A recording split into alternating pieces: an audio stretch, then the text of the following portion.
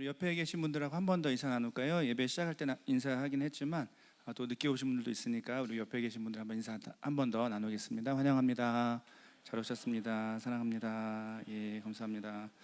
예, 저희가 우리 예배 전에 알았는데 직전에 이렇게 막 우리 쉐마에서 막 쫓아와가지고 그 되게 좋은 소식인가 같은 전 좋은 소식으로 받아들였어요. 우리 예배가 너무 풍성하고 은혜롭다. 이게 그렇게 소문이 나서 이 거미까지 여기 지금 맨 앞에 와가지고 여기 자세히 보면 여기 거미가 있거든요. 목인가? 예, 목인데 어쨌든 막 저기 굉장히 큰 게 와가지고 이렇게 했는데 그냥 좋은 쪽으로 받아들이기로 했어요. 그래서 예배 드리러 온 곤충을 또 잡기는 그렇고 해서 그냥 잘 예배 드리도록 하시고 예, 감사합니다. 우리 인사 나누셨죠? 예. 그래요. 예, 오늘 함께 나눌 하나님 말씀은 여호수아 14장 말씀입니다. 여호수아 14장 6절에서 15절까지 말씀인데요. 함께 읽고 말씀 살펴보도록 하겠습니다. 예, 찾으셨죠? 여호수아 14장 6절에서 15절까지 말씀인데요. 우리 교독하도록 할게요. 번갈아 가면서 읽겠습니다. 제가 먼저 읽고 마지막 절은 함께 읽겠습니다. 그때에 유다 자손이 길갈에 있는 여호수아에게 나아오고 그니스 사람 여분네의 아들 갈렙이 여호수아에게 말하되 여호와께서 가데스 바네아에서 나와 당신에게 대하여 하나님의 사람 모세에게 이르신 일을 당신이 아시는 바라.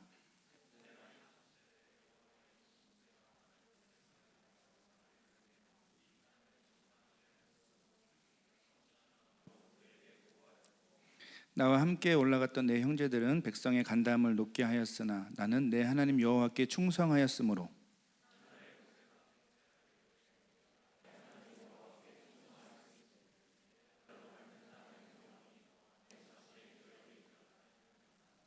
이제 보소서 여호와께서 이 말씀을 모세에게 이르신 때로부터 이스라엘이 광야에서 방황한 이 45년 동안을 여호와께서 말씀하신 대로 나를 생존하게 하셨나이다. 오늘 내가 85세로 돼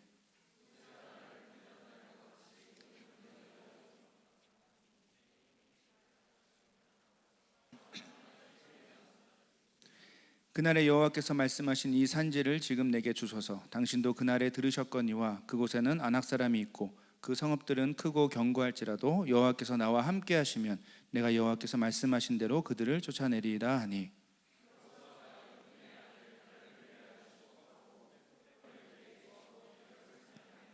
헤브론이 그니스 사람 여분네의 아들 갈렙의 기업이 되어 오늘날까지 이르렀으니 이는 그가 이스라엘의 하나님 여호와를 온전히 쫓았음이라. 헤브론의 옛 이름은 기럇 아르바라. 아르바는 아낙 사람 가운데에서 가장 큰 사람이었더라. 그리고 그 땅에 전쟁이 그쳤더라. 아멘. 예, 감사합니다. 세상에는 우리가 평소 생각하지 못했던 다양한 연구들이 진행되는 것 같습니다. 그러한 연구들로 우리는 새로운 사실을 알게 되고 또 뭐 가끔씩은 재미와 즐거움을 경험하기도 하는 것 같아요. 이런 흥미로운 연구들 가운데 이런 연구도 있었다고 합니다. 바로 지루함, 심심한 거 있죠. 지루함, 심심함에 대한 연구였습니다. 런던 대학교의 공중보건과 전문가들이 꽤 오랜 시간 동안 한 가지 연구를 진행했다고 해요. 그리고 결과를 내었는데 그것이 바로 지루함이, 심심함이 생명을 갉아먹는다. 이 사실을 과학적으로 증명해냈다는 겁니다. 연구하신 팀원들은 1985년부터 88년까지 35세에서 55세의 시민 7,524명을 인터뷰를 했다고 해요. 그리고 2009년 4월까지 이 사람들 중에 얼마나 많은 사람들이 숨졌는지, 돌아가셨는지를 관찰했다고 합니다. 이 결과가 흥미로운데 그 인터뷰에서 자신의 인생을 지루하다, 심심하다라고 느꼈던 사람들이 그렇지 않았던 사람들보다 37%나 더 많이 죽었다는 겁니다. 그 결과를 분석해 보니까 지루하다 혹은 뭐 심심하다, 뭐 이렇게 인생 뭐 있어요라고 생각하고 그렇게 불평하던 사람들은 젊어서 죽을 확률이 더 높게 나왔다는 겁니다. 예. 심지어 아주 이렇게 높은 수준의 심심함을 느끼는 그런 사람들은 자신의 삶에 만족해하는 사람들보다 심장 질환이나 뇌졸중으로 죽는 비율이 2.5배나 높은 것으로 그 결과가 났다고 합니다. 이 어떤 조사만 보면 우리가 이제 종종 그런 표현 쓰잖아요. 뭐 심심해 죽겠다 이런 말 쓰죠? 저만 쓰나요? 심심해 죽겠네 막 이런 얘기. 요즘 청년들은 너무 바빠가지고 그런 표현 잘 안 쓸 수도 있는 것 같은데 그런 얘기 종종 쓰잖아요. 그러니까 심심해 죽겠어라는 말이 과학적으로 사실이란 거. 그게 이 팀이 밝혀낸 사실이 아닌가 싶습니다. 이런 결과를 보면 우리가 쉽게 쓰는 말이긴 하지만 심심해 죽겠다는 말은 생각보다 훨씬 무서운 말인 것을 생각해 보게 됩니다. 연구 결과가 보여주듯이 그리고 우리 지난 삶에서 실제로 우리가 좀 체험한 것처럼 지루해하고 또 심심해하는 인생은 죽음으로 가는 빠른 길이라는 것을 마음에 새겨야 할 것 같습니다. 그런데 사실 그보다 더 중요한 것은 이런 연구 결과가 우리 믿음의 삶에도 적용된다는 사실이죠. 이게 훨씬 더 중요한 내용입니다. 다시 말해 우리의 삶이 지루하고 심심하면 우리가 살아가는 믿음의 삶에도 치명적인 어떤 심각한 결과가 나타날 수 있다는 뜻입니다. 특별히 하나님께서 주신 인생의 시간을 소중히 여기고 또 최선을 다해 살아가야 할 우리 그리스도인들에게 이것은 굉장히 큰 의미가 있습니다.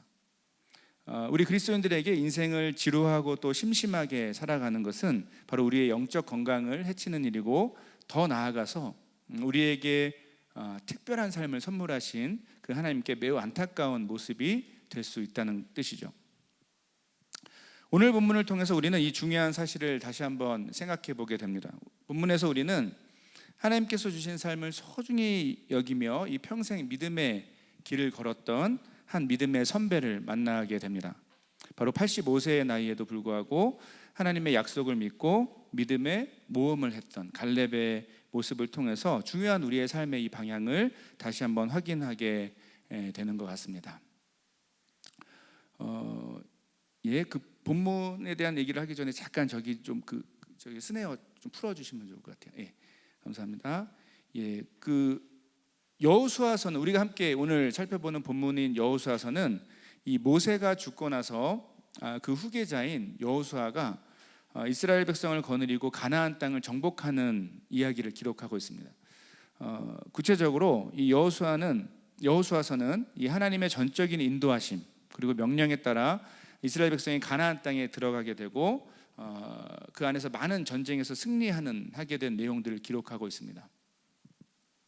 오늘 우리가 읽은 본문은 이렇게 이제 이스라엘이 가나안 땅에서 정복 전쟁을 어느 정도 마치고 난 이후의 상황을 배경으로 하고 있습니다. 여호와 하나님의 놀라운 인도하심으로 이 여호수아와 이스라엘 백성은 가나안 땅을 취하게 되고 소유하게 되고 이제 이 가나안 땅을 지파별로 나누게 되는 장면이 바로 오늘 우리가 함께 읽은 본문의 배경이라고 할 수 있습니다. 특별히 오늘 우리가 함께 읽은 이 본문은 이스라엘 지파들이 이제 제비를 뽑아서 땅을 나누게 되는 그런 이야기들이 계속 뒤에 이어지는데 여호수아 19장까지 이어지는데 이것에 서론에 해당하는 상황입니다. 오늘 본문에서 갈렙이 자신의 기업을 받는 장면을 시작으로 이제 본격적인 땅의 분배, 땅을 나누는, 제비 뽑아서 나누는 그 이야기, 지파별로 땅을 나누는 이야기가 바로 뒤에 이어지고 있다는 뜻입니다. 그런데 갈렙은 여호수아에게 하나님께서 이미 자신에게 약속하신 기업을 달라고 요구합니다. 본문에서 우리가 읽은 것처럼 갈렙은 어디를 요구하죠? 헤브론 땅을 기업으로 요구했습니다. 문제는 이런 갈렙의 요구가 매우 특별한 요구였고 무엇보다 우리의 그 일반적인 보통의 상식으로는 좀 이해하기 어려운 고개를 갸우뚱거릴 만한 요구였다는 것이죠. 먼저 갈렙이 요구했던 이 헤브론 땅은 지리적인 면에서 고산 지대에 속해 있었습니다. 여러분 땅을 가질 기회가 생긴다면 어떤 땅을 갖겠습니까? 당연히 산지보다 더 좋은 것은 넓게 펼쳐진 평야이겠죠. 물론 헤브론 땅이 지니고 있었던 어떤 지리적인 이점이 있었겠지만 그럼에도 불구하고 이 평야가 아닌 산지를 달라고 하는 갈렙의 요구는 우리가 쉽게 이해하기 어려울 것 같습니다. 자, 갈렙의 요구를 이해하기 어려웠던 두 번째 또 이유가 있는데, 이것은 이렇게 자신의 땅을 요구했던 그 모습은 이 땅을 나누기 위해서, 지파별로 땅을 배분하기 위해서 하나님이 이미 정하신 방법을 거스르는 것이기도 했습니다. 하나님께서 각 지파에게 땅을 배분하시는 방법은 여호수아, 이제 오늘 우리가 읽진 않았는데 앞부분을 보시면 14장 2절에 보시면 거기도 기록되어 있는데, 어떤 방법이었죠? 바로 제비뽑기의 방법이었습니다. 제비뽑기가 뭐죠? 그냥 공평하게 뽑히는 대로 가져가는 것이고, 성경에서는 하나님이 자신의 뜻을 나타내시는 방법으로 자주 사용하는 방법이기도 했습니다. 문제는 갈렙은 이 제비뽑기의 방법이 아니라 자신의 땅을 구체적으로 지목해서 구체적으로 요구를 했다는 것이죠. 어떻게 보면 하나님이 정하신 그 땅을 배분하는, 땅을 나누는 방법을 거스르는 것이기도 했습니다. 자, 그런데 이 두 가지 문제보다 더 어려웠던, 이해할 수 없는 또 다른 이유가 한 가지 더 있었습니다. 오늘 본문 12절을 다시 한번 읽어볼까요? 12절입니다. 12절이요, 시작.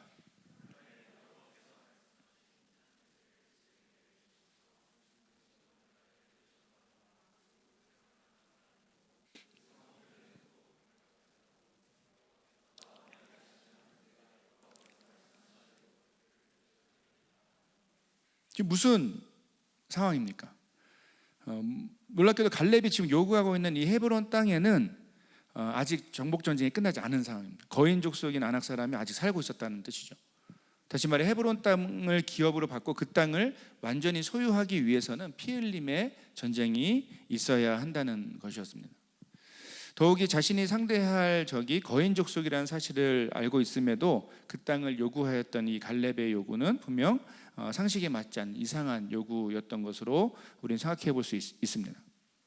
자, 그렇다면 왜 갈렙은 이렇게 헤브론 땅을 자신들의 기업으로 요구했을까요? 그러니까 우리에게는 이 여호수아와 갈렙 하면 이미 떠오르는 한 가지 이야기가 있습니다. 여러분, 여호수아서 그 구약의 내용을 좀 어느 정도 이해하신 분들은 또 주일학교 때 들었던 내용으로 기억하시는 분들도 있을 텐데, 뭐죠? 여호수아 갈렙 하면 떠오르는 내용이 뭐죠? 모세에게서 파송받은 가나안 땅의 12 정탐꾼 이야기입니다. 민수기에 나오죠. 자, 우리가 잘 알고 있듯이 가나안 땅을 앞에 두고, 그러니까 출애굽 이후에 가나안 땅을 앞에 두고 이 모세는 12명의 정탐꾼을 가나안 땅에 파송했습니다. 그런데 정탐을 마치고 돌아온 12명 중에서 10명의 정탐꾼은 이 가나안 정복에 대해서, 가나안을 취하는 것에 대해서 매우 절망적인 보고를 하게 됩니다. 그러나 2명의 정탐꾼, 바로 여호수아와 갈렙은 이 다른 정탐꾼들과 달리 대다수와 다른 어떤 특별한 반응을 보이게 됩니다. 그들은 여호와 하나님을 의지하고 신뢰하는 믿음의 보고를, 리포트를 했던 것이죠. 여호와 하나님께서 젖과 꿀이 흐르는 땅을 이미 우리에게 약속하셨기 때문에 그 아름다운 땅은 우리의 것이 될 수 있다라고 보고했던 것입니다. 갈렙은 이렇게 상황보다는, 주어진 삶의 어려움보다는 여호와 하나님을 신뢰하는 사람이었던 것을 성경은 강조하고 있는 것이죠. 자, 그리고 매우 적극적인 사람이었던 것을 알 수 있습니다. 그리고 그는 여호와 하나님 앞에서 믿음으로 적극적인, 진취적인 삶의 방식을 따라서 살고 있었던 사람이었던 것을 알 수 있습니다. 자, 중요한 것은 이런 그의 삶의 방식이 그가 40년이 넘는 세월을 지나고 이제 85세가 된 노년에도 그 삶의 방법이 변하지 않았다는 것이죠. 그는 여전히 청년의 패기를 갖고 있었던 믿음으로 적극적인, 진취적인 사람이었다고 성경은 소개합니다. 자, 그리고 더 중요한 사실이 있는데요. 그것은 갈렙은 분명히 여호와 하나님의 약속을 소중히 여기는 사람이었다는 것이죠. 그가 헤브론 땅을 요구했던 것은 다른 어떤 이유보다도 이 여호와 하나님께서 모세에게, 특별히 이스라엘 백성에게 약속하신 이 가나안 정복을 완성하려는, 그것을 끝내려는 어떤 약속을 굳건히 신뢰했기 때문에, 그것을 바라봤기 때문이라는 것을 알 수 있습니다. 여호와 하나님은 갈렙에게 내가 발로 밟는 땅은 영원히 너와 내 자손의 기업이 되리라는 약속을 하셨던 것이죠. 갈렙은 이런 여호와 하나님의 약속을 소중히 여기고 주님께서 주신 꿈과 비전을 위해서 끝까지 그것을 완수하기 위해서 좀 더 다른 사람들보다 훨씬 더 적극적인 어떤 믿음의 반응을 보였던, 어떤 약속에 대한 믿음이 강렬했던 사람으로 볼 수 있습니다. 아직 땅에 대한 이스라엘 백성에게 주시기로 한 그 땅에 대한 하나님의 약속이 완전히 이루어지지 않았기 때문에 갈렙은 자기가 움직일 수 있을 때까지는 그 약속을 빨리 완수하기 위해서, 해결하기 위해서, 경험하기 위해서 최선을 다하는 적극적인 삶의 자세를 갖고 있었다라고 성경은 우리에게 소개하고 있는 것이죠. 자, 결론적으로 갈렙이 이 헤브론 땅을 요구하는 말도 안 되는, 어쩌면 이해하기 어려운 요구를 했던 것은 그가 갖고 있었던 믿음 안에서의 적극적인 삶의 방식, 그리고 하나님의 약속에 대한 신실한 삶의 고백을 배경으로 하고 있습니다. 이것을 바꿔 말하면 갈렙은 여호와 하나님께서 허락하신 꿈과 비전을 소중히 여기면서 하나님을 신뢰함으로 최선을 다해 하나님의 영광을 위해 달려가는 그러한 삶을 살았다는 것이죠. 이런 이유에서 비록 헤브론 땅을 기업으로 받아서 그것을 소유하는 과정이 결국 쉽지는 않았지만 청년의 열정을 갖고 그 땅을 요구했던 것을 볼 수 있습니다. 실제로 이 여호수아서의 전체 구조를 보면 하나님은 이 하나님의 일을 이루시는 데 있어서 이 갈렙의 믿음, 그리고 갈렙과 함께 짝이 되는 누구죠? 여호수아의 믿음을 매우 중요하게 소개합니다. 전체를 종합하면 결국 이 갈렙의 믿음이, 이 여호수아의 갈렙의 믿음의 반응이 이스라엘 백성이 땅을 갖게 되고 그 땅에서 이제 하나님을 마음껏 섬길 수 있는 그러한 삶을 살게 된 것에 매우 중요한 통로가 되고 있다는 것을 성경은 우리에게 강조하고 있는 것입니다. 여러분, 성경에서 땅의 개념은 굉장히 중요합니다. 땅을 사실은 기독교 신앙 아니더라도 사람들이 땅 갖는 거 굉장히 좋아하죠. 땅 좀 있으면 좋겠다. 그걸 요즘에 말로 하면 부동산이고, 특히 여기 요즘 집값하고 이렇게 땅값이 어마어마해서 다들 땅을 바랄 것 같아요. 실제로 성경에서 땅의 의미, 땅을 소유하는 것의 의미는 굉장히 강조되고 있습니다. 오늘 우리가 살펴본 이 여호수아서가 땅에 대한 이야기로 가득 차 있죠. 성경 전체, 그리고 구약 성경을 통해서 계속 이게 땅의 개념이 강조되고 있는데, 이 땅의 개념이 하나님의 백성에게 있어서 굉장히 중요한 의미가 있다는 것을 우리는 눈치챌 수 있습니다. 그럼 땅이 어떤 의미가 있을까요? 성경, 특히 여호수아서에서 하나님이 주시는 땅은 이렇게 한번 설명해 볼 수 있습니다.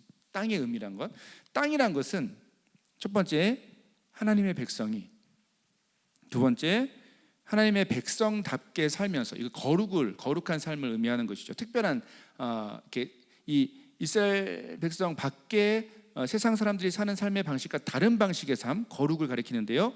하나님의 백성답게 살아가면서, 그리고 세 번째 하나님의 영광을 드러내는 배경, 하나님의 영광을 나타내는 삶의 방향을 보여주는 그러한 배경, 그 터전의 의미가 바로 성경에서 말하는 땅의 개념하고 연결되어 있습니다.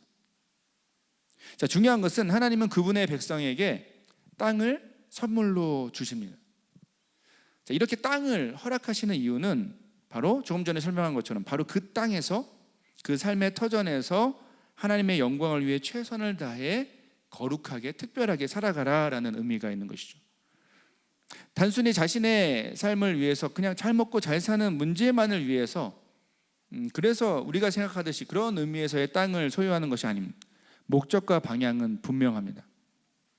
하나님의 영광과 그분의 나라를 위해서, 그분의 통치를 회복하는 관점에서 그 땅을 배경으로 바로 하나님이 허락하신 이 특별한 삶을 살아가도록 부르신 것이 바로 이 구약을 가득 채우는 땅의 개념하고 연결되어 있다는 것입니다.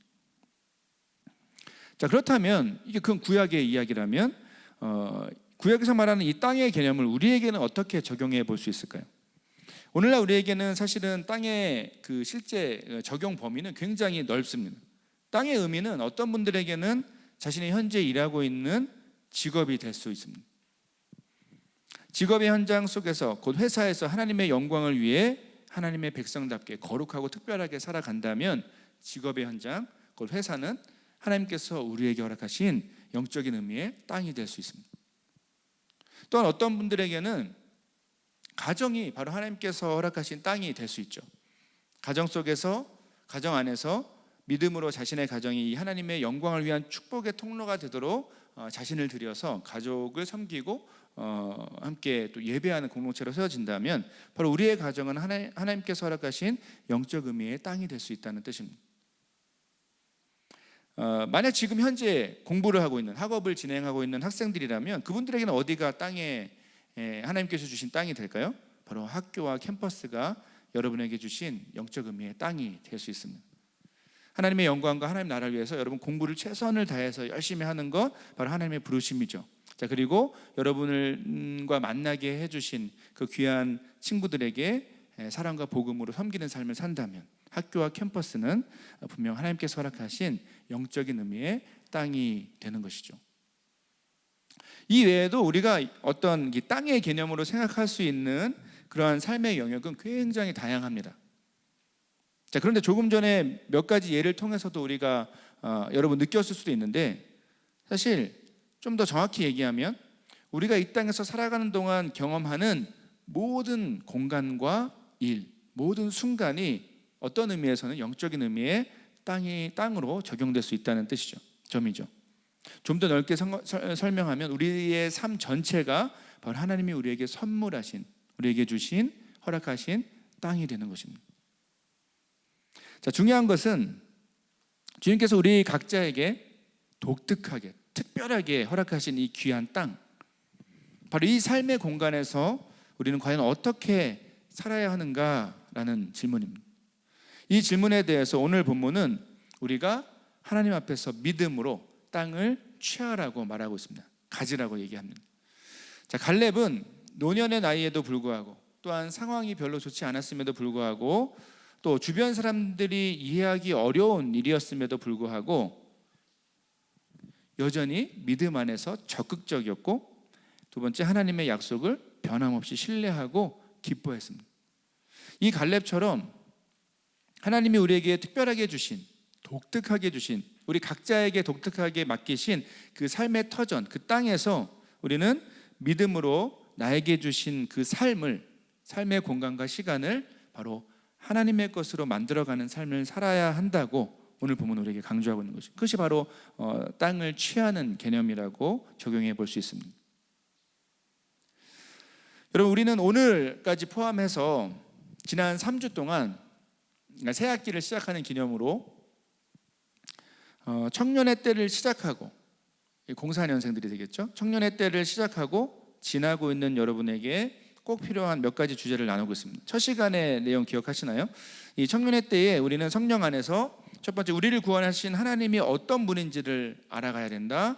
두 번째, 그분과 함께 걷는 믿음의 길이 얼마나 풍성한지를 알아가야 된다. 그리고 세 번째, 우리에게 주시는 하나님의 힘과 능력을 날마다 새롭게 경험해야 한다라고 정리를 했습니다. 기억하시죠? 기억이 이제 나시죠? 자, 그런데 그 경험을 위해서 우리가 구체적으로 무엇을 해야 하는가, 이 질문을 갖고 지난주와 오늘 2주에 걸쳐서 나누기로 했습니다. 지난주일의 내용 기억하십니까? 지난주에는 우리는 그 하나님의 그 풍성한 경험을 위해서 어떻게 해야 된다고 말씀드렸죠? 진리를 향해 나아가야 된다라고 말씀드렸습니다. 바로 우리 손에 들려주신 이 성경 말씀을 근거로 올바른 길을 찾는 훈련, 하나님을 만나기 위한 그 길을 찾는 훈련을 바로 이 청년의 때에 열심히 부단히 노력하면서 해야 한다는 것을 지난주에 강조했습니다. 기억나시죠? 자, 그렇다면 이 청년의 때에 여러분이 꼭 해야 할 두 번째 일은 무엇일까요? 그것이 바로 오늘 본문을 통해 우리가 함께 정리한 것처럼 여러분에게 하나님이 허락하신 삶을, 여러분의 삶의 공간과 시간을 특별하게 바라보고 의미 있게 바라보고, 그리고 그 삶의 자리가 바로 하나님의 것이 되도록 여러분의 삶을 향해서 끊임없이 믿음으로 나아가야 한다는 것입니다. 무엇보다 오늘 갈렙의 모습처럼 믿음 안에서 여러분에게 주어진 삶을 특별하게 이 하나님의 것으로 만들어가는 그 삶을 우리가 살아내기 위해서 여러분, 우리가 함께 훈련하고 이 청년 때 노력해야 한다는 것이죠. 안타깝게도 여러분, 오랫동안 이 기독교 신앙이 삶을 무시하는 쪽으로 발전되어 왔던 것이 사실입니다. 이해하시나요? 삶을 무시해 왔습니다. 좀 더 정확히 말하면, 구체적으로 말하면 이런 것이에요. 삶이 있고 신앙생활이 따로 있는 것처럼 삶과 신앙이 분리되어 있는 모습이 이제까지 한국교회 가운데 그런 흐름이 있었습니다. 예를 들어 이런 것이죠. 교회는 지금 우리가 예배하는 이 공간은 특히 이 교회 안에서도 이 강대상 같은데 본당 이게 본당 중에서도 강대상 뭐 이런데 그런 데는 거룩한 곳, 하나님이 임재하시는 곳. 그런데 이 교회당 예배당을 벗어나면 세상은 위험하고 더러운 곳. 교회 안에서 하는 일들은 바로 하나님의 일들, 하나님의 영광을 위해서 우리가 헌신해야 될 삶의 우선순위들. 그런데 교회 밖에서 하는 일들은 물론 중요하지만 잘 먹고 우리 어쨌든 교회 일을 잘 하기 위해서 먹고 살아야 되고 일을 해야 되니까 그렇게 해서 열심히 해야 되는 일들, 뭐 이런 종류의 이렇게 구분하는 이분법적인 생각이 있었죠. 이런 생각들이 사실 우리도 모르게 알게 모르게 있어 왔던 것이 사실입니다. 자, 이런 가치관에 따르면 자연스럽게 따르게 되는 결과물이 있죠. 뭐냐면 교회 안에서의 모습과 교회 밖에서의 삶의 모습이 달라지게 됩니다. 그리고 교회 밖에서의 삶 속에서는 오히려 세상의 일반적인 그 방식을 따라가는 것을 어쩔 수 없다라고 생각하면서 타협하면서 살아가고 익숙해지는 그런 삶의 모습이 있습니다. 자, 그리고 대신 교회 밖에서는 세상의 방법대로 그냥 그 세상의 기준을 따라서 살아가고 한 주간이 지나서 교회 와서는 열심히 회개하고 그리고 세상에선 다시 세상의 방법을 따라가는, 세상의 기준을 따라가는 그러한 삶의 모습이 있었다는 것이죠. 여러분, 이런 삶을 이중적인 삶이라고 말을 합니다.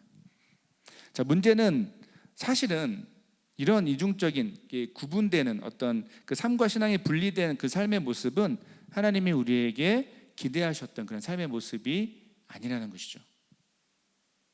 여러분, 하나님은 우리의 삶의 모든 순간, 모든 시간과 공간이 바로 하나님의 것이 되도록 우리를 부르셨습니다.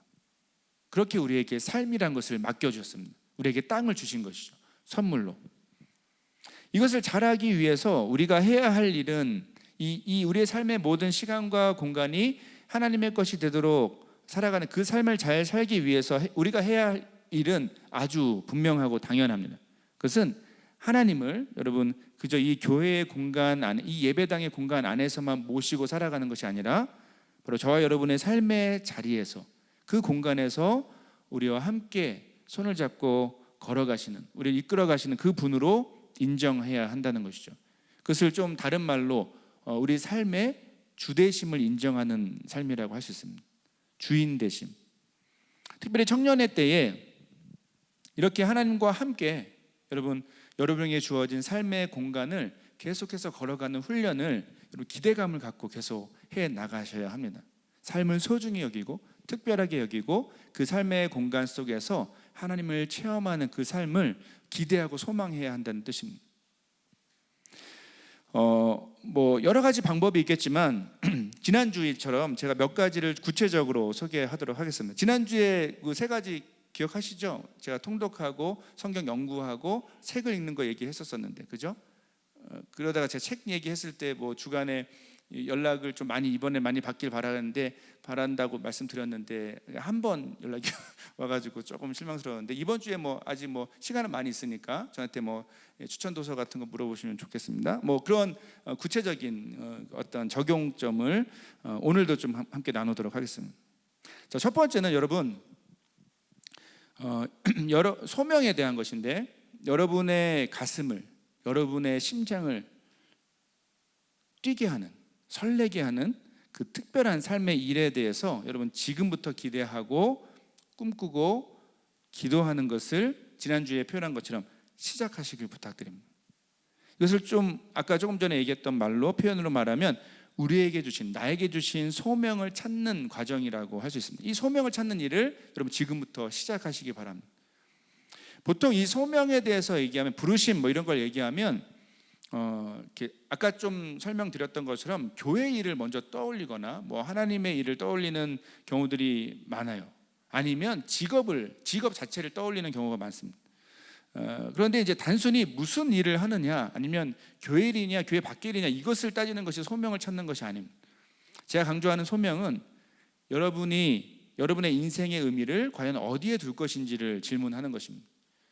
그 소명의 자리가 우리가 감당하는 직업과 같을 수도 있고 다를 수도 있습니다. 한 가지 제가 꼭 부탁하고 바라는 것은, 청년들에게 부탁하고 바라는 것은, 제발 이런 거 있잖아요. 그냥 돈 많이 벌고 뭐 유명해지고 편안한 삶을 그냥 사는 것, 뭐 이런 것을 여러분의 인생의 목표, 그냥 그런 삶을 향해서 나가고 있어요 정도에서 그것을 또 당당하게 고백하면서 그저로 그렇게 사는 삶을 살지는 않기를 바랍니다. 뭐 계속 가난하게 살아 이런 것을 얘기하는 것이 아니고, 그거 자체가 여러분의 삶의 최고의 목표가 되지는 않았으면 좋겠습니다. 더 최악인 것은, 더 안 좋은 것은 이런 거예요. 돈을 많이 벌고 부자가 되어서 하나님의 큰 일을 하고 많은 일을 하고 하나님께 영광 돌리겠다라는 하찮은 자기 합리화는, 너무 심한 거예요. 하찮은 자기 합리화는 더더욱 하지 않기를 부탁드립니다. 그런 삶은 여러분, 세상의 모든 사람이, 뭐 이 여호수아의 배경으로 따지면 이스라엘 백성 밖에 그 가나안 땅에 있었던 사람들이 모두가 그렇게 꿈꾸던, 쉽게 꿈꾸던 삶의 모습입니다. 모두가 바라는 삶이죠. 그리고 그런데 위험한 것은 그 가운데 하나님을 이용할 가능성이 훨씬 더 높은 위험한 삶의 방향이기도 합니다. 제가 말한 소명은 여러분이 하나님 안에서 찾게 된, 여러분이 하고 있는, 또 앞으로 하는 모든 일에 그 중요한 하나님과의 관계 속에서의 의미와 연결되어 있습니다. 그 소명은 한 영혼에 대한 것일 수도 있습니다. 한 영혼을 끝까지 포기하지 않고 사랑하는 삶을 사는 것을 여러분의 소명으로 찾을 수도 있죠. 환경은 계속 달라질 수 있습니다. 가정에서 할 수도 있고, 직장에서 할 수도 있고, 캠퍼스에서 할 수도 있고. 어떤 분들에게는 이 영혼들을 잘 돌볼 수 있는 사회의 구조와 관련된 일일 수도 있습니다. 이 땅에 깨어진 삶의 구조를 내가 회복하는 일에 내 삶을 드리겠다. 어떤 분들에게는 이 하나님께서 이 세상을 창조하실 때 기대하고 바라셨던 이 온 세상에 회복되길 바라시는 그 하나님의 공의와 정의의 문제와 관련된 것이 여러분의 소명이 될 수 있습니다. 여러분에게 주어진 모든 시간과 공간 속에서 여러분이 그 일을 하면서 중요한 것은 하나님과 대화하고 하나님 안에서 찾게 된 바로 그 일의 의미, 특별한 의미가 바로 하나님 안에서 찾게 되는 그 소명과 관계가 된다는 것이죠. 청년의 때를 시작하고 지나가고 있는 여러분에게 제가 간절히 부탁하는 것은, 이 소명을 찾기 위해 지금부터 반드시 하나님과 대화를 시작하시고 또 하나님과 대화를 지속적으로 감당하시기를 부탁드립니다. 여러분의 인생을 향한 하나님의 뜻과 계획이 펼쳐질 그 삶의 자리, 때로는 직업과 직장을 위해서 그래서 특별히 기도하고 예민하게 준비해야 될 것이고요. 그런 일들을 위해서 지금부터 부단히 기대감을 갖고 설레는 마음으로 이 하나님과 대화를 시작하시기를 부탁드립니다. 특히 우리 대학생들, 또 이제 신입생들에게 또 그런 어떤 시작점이 오늘부터 좀 생겨나기를 좀 기대하고 소망합니다. 아멘이 안 나오면은 제가 실망이 되는데, 그렇죠? 동의가 되시죠? 예. 삶을 향해 나아가는 경험과 훈련을 위해서 청년들이 해야 할 두 번째 일은 이런 거예요. 여러분에게 주어진 매일의 삶, 매일매일의 삶과 개인적인 적용이고요. 이 세상이 돌아가는 흐름을 바로 하나님의 가치관과 관점으로 해석하는 일들을 지금부터 시작하고 훈련하시기를 부탁드립니다. 이런 거예요. 매일 하루를 지나면서 자기 전에 또 일정한 기간을 지난 삶을 돌아보면서 지금 나의 삶이 어디를 향하고 있는지를 점검하는 훈련을 해 나가셔야 됩니다. 무엇보다 조금 전에 설명한 것처럼 여러분이 이미 하나님께서 주신 소명을 발견했다라고 생각하신다면 여러분의 매일의 삶이 그 소명을 잘 살아내고 있는 방향으로 계속 가고 있는지를 점검하셔야 됩니다. 이해되시죠? 여러분의 삶의 시간과 공간을 그냥 내 마음대로 느낌 따라 그냥 쓰고 있는지, 그렇게 보내고 있는지, 아니면 바로 하나님의 것으로 지금 내 삶의 공간과 시간이 충분히 들여지고 있는 상태인지를 계속해서 점검하고, 그래서 여러분에게 맡겨주신, 특별하게 주신 그 소명을 향해서 내 삶이 계속해서 준비되고 나아가고 있는지를 물어보시고 질문하시고 답을 찾으셔야 된다는 것입니다.